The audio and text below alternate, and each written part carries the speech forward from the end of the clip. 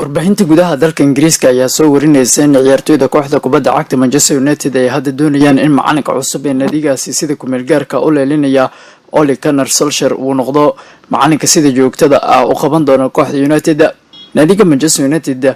ayaa si kumeel gaar loogu magacaabay tobare Ole Gunnar Solskjaer oo ah ciyaartoy hore u soo maray kooxda United waxaana 6 kulan oo ciyaaray ay noqdeen kuwa xiriir ah oo uu guuleystay guushii ugu weyneed uu gaarana waxay ahayd kadib markii habeen hore ay ka adkaadeen nadiga Tottenham ciyaaraha tartanka Premier League oo ay ku boqdeen garoonka sida kumeel gaarka ay ugu ciyaarayaan xulka qaranka dalka Ingiriiska ee Wembley.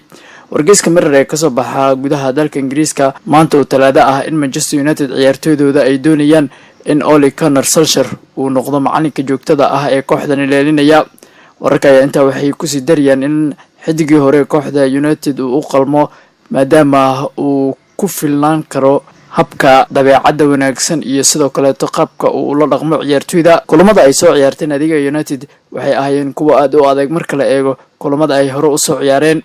waxaa aad loola xiriirinayaa nadiga Manchester United macallimiin ay ugu cadcad yihiin Diego Simeone oo Atletico Madrid isagoo markaa ka tirsan Mauricio Pochettino iyo macallimiin kaleeto oo kubadda cagta ah magaca ku leh halka hadda markaa ciyaartoyda United iyagu ay la dhacsan yihiin qaabka uu wax u wado ciyaaryahankii hore nadiga United oo qaab kumeel gaar ah loogu magacaabay kadib markii shaqada tababarnimo laga eriyay Jose Mourinho. si kastoo noqotaba waxay arrintan noqonaysaa mid ciyaartoyda isku soo dhaweysay waxaana ka mid ah xidigaha aadka ula dhacsan qaab ciyaareedka